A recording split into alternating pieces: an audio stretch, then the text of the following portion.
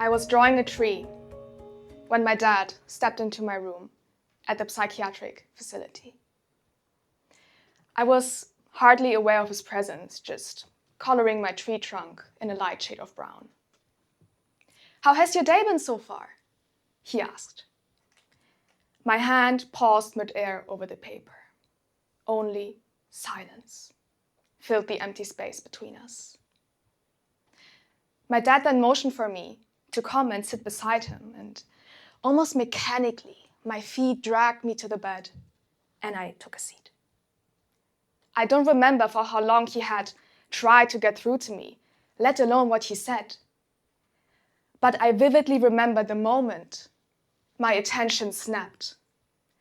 My dad was kneeling on the floor, looking up at me, and then I saw the tears in his eyes. It was one of the first times I had ever seen him cry. "What are you doing? How don't you see it?"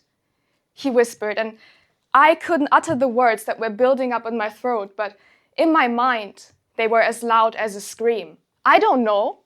I don't want this anymore." I was crying too now, the tears being my only outlet for all the emotions that I was feeling. My dad wrapped his arms around me, and he held me so tightly as if I might disappear. In this very moment, something broke inside of me. My internal walls crumbled. I knew I couldn't keep going this way, and for the first time in so long, I considered the possibility of a healthier me. Me without the eating disorder. Me without anorexia nervosa.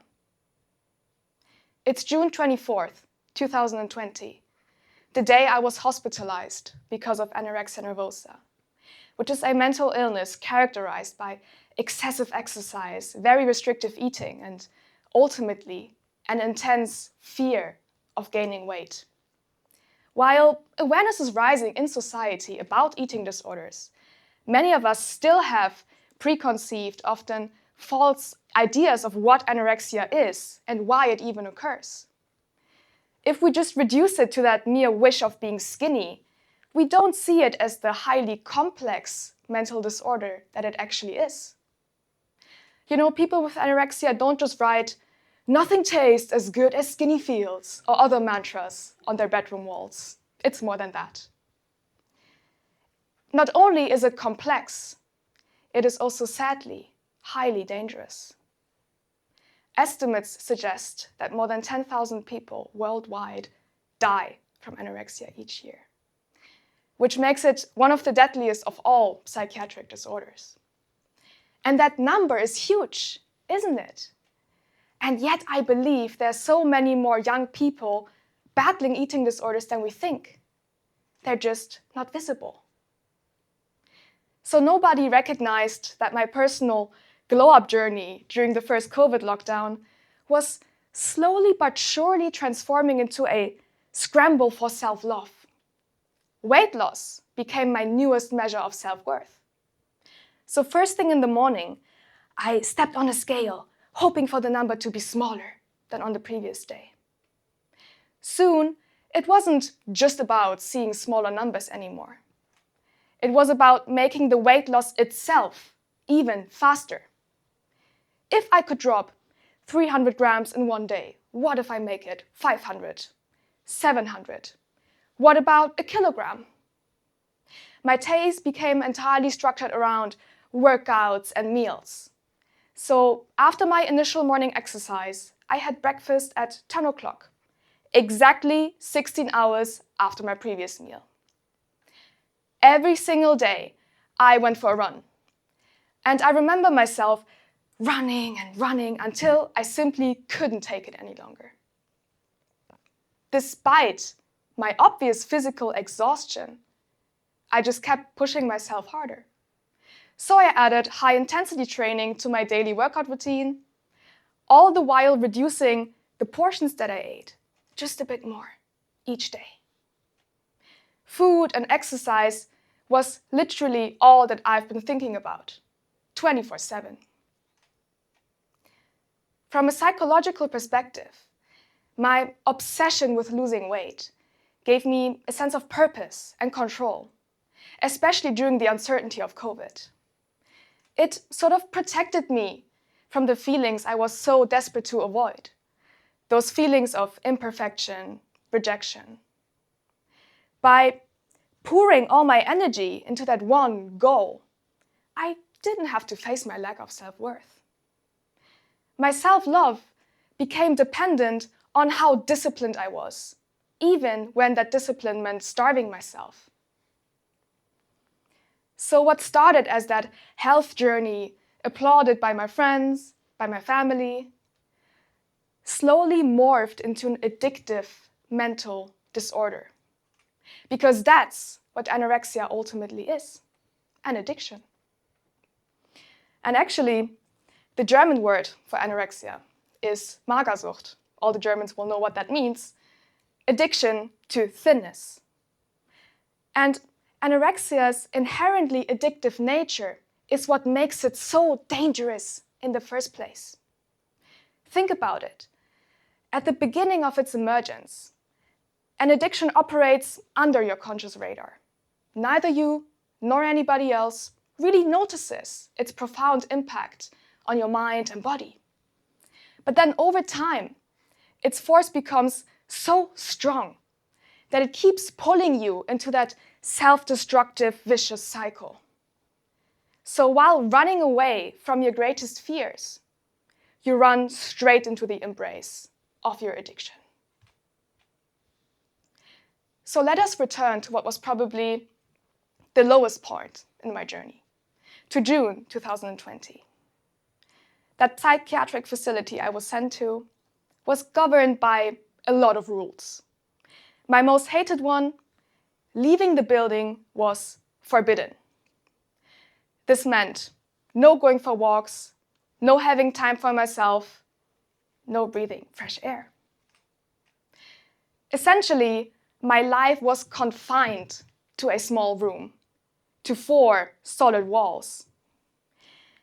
To me, that image actually reflects how anorexia feels quite well.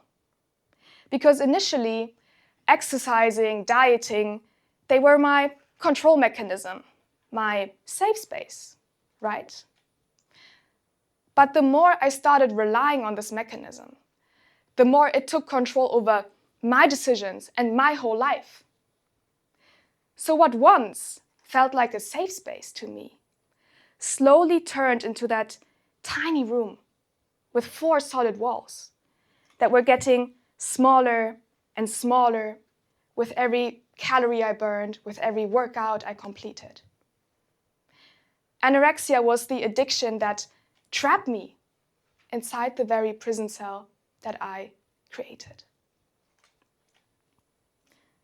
That same day, when he came to visit, my dad decided to take me home. And I consider that moment a sort of turning point.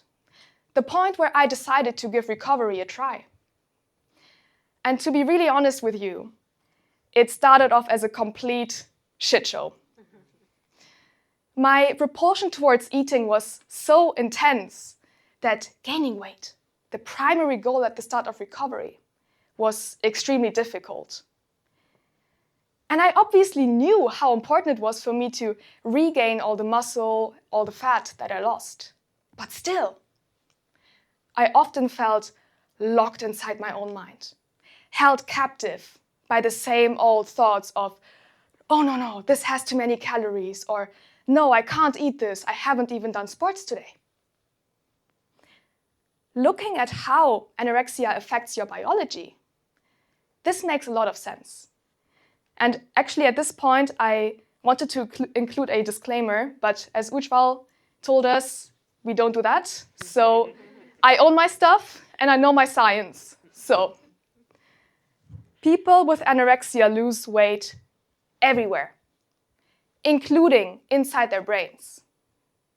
What this means is that as brain volume literally decreases, so does your ability to focus and remember things. For me, this often translated into that feeling of my brain being clouded, as if a thick layer of fog had settled in. There was even this conversation that I had with my mom around October 2020, a couple of months into recovery. I asked her when she first realized that I was dealing with something serious. She told me that my physique had obviously changed. The skinny limbs, the thin hair, sharp cheekbones. But what was more scary to her was the way that anorexia had affected my very soul. So then she said, "The look in your eyes was different. You stood in front of me, and yet I felt as if you weren't really there at all." And I still get chills when I think about that description, because it so scarily captures that disconnect that I felt between my mind and body. And that feeling of being removed from your body is not only because of the brain decreasing in size, but also because it experiences structural changes. Normally, through what is known as homeostasis, you know your high school biology, the body makes sure that energy levels are balanced, like a scale. So when they run too low, hunger hormones are released, and the action of eating is met with a dopamine surge. However, when an eating disorder is ongoing, the brain's reward circuitry is flipped on its head. Dopamine is actually no longer released in response to eating a nourishing meal, but to the exact opposite: avoidance. Starvation becomes associated with reward, overriding those homeostatic processes designed to keep you safe. Unfortunately, the story doesn't even end here. Because the longer the period of restriction, the more it turns into a learned habit. A habit. Food choices are no longer just mediated by the reward system, but also by the so-called dorsal striatum, the brain area responsible for habit formation. And ultimately, that's what makes anorexia an addiction. It's inherently a habit. Just like nicotine or alcohol addiction, increasing amounts of the substance are needed to achieve the same rewarding effect. So, just as not smoking or not drinking can trigger withdrawal, not exercising can do the same for someone with anorexia. In that sense, for me, anorexia is more a way of escaping pain rather than seeking pleasure. In a sense, your life's sole motive becomes escape. And so you leave behind the person that you once were, your dreams, your aspirations, even your relationships, and lock yourself inside four walls that, over time, begin to resemble a prison cell. To some extent, we are all prisoners of our own making. Maybe you work too hard. Maybe you're too much of a people pleaser, or you drink a glass or two too many at night. Whenever something becomes too much, when that constant urge to work, to please everyone around you, to pour another glass, starts causing you harm, then we are likely talking about addiction. And I became acutely aware of how ironic this whole situation was.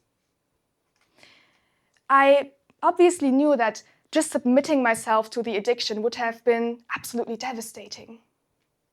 But I would have never thought that recovery is almost equally as painful. Nowadays, we tend to romanticize therapy as that spiritual experience of awakening or self-discovery. But social media paints a very misleading picture of what it actually means to sit down and work on yourself, to work with yourself. It is damn hard. So my therapist often reminded me that true healing even requires a certain degree of discomfort. Think of it as the fuel that propels you out of your addiction. So when I felt particularly bad or hopeless, I tried not to focus too much on what I was losing, but instead on everything that I was gaining. Even though my anorexic part tried to convince me of the exact opposite, I actually started feeling more energized and present. I started doing light exercise again and go for walks by myself. I even started looking forward to my meals, wondering in advance what my mom would cook that day. She's a great cook, by the way. I think that helped. I even started leaving my room more often, challenging my brothers to a game of cards. Not only did I leave the room physically, but I left it emotionally, too. So while anorexia has defined my very reality for a really long time, today my perspective has shifted entirely. I realized that we are as much prisoners as we are prison guards, holding the keys. Even though I would have never been able to go through recovery without the support of my family and therapist, the majority of it all happened inside my head. It was a constant, daily negotiation with myself. Which walls do I allow to fall? Which do I want to hold on to? And what boundaries do I have to build from scratch? I would be lying if I said I had resolved all my internal battles. Sometimes I still give my therapist a call when I feel overwhelmed. And sometimes I even catch myself eating less in order to feel better about myself. But recovery isn't about reaching a perfect destination. It is about finally having the courage to step outside those four walls and rediscover the beauty that life brings to you. Thank you.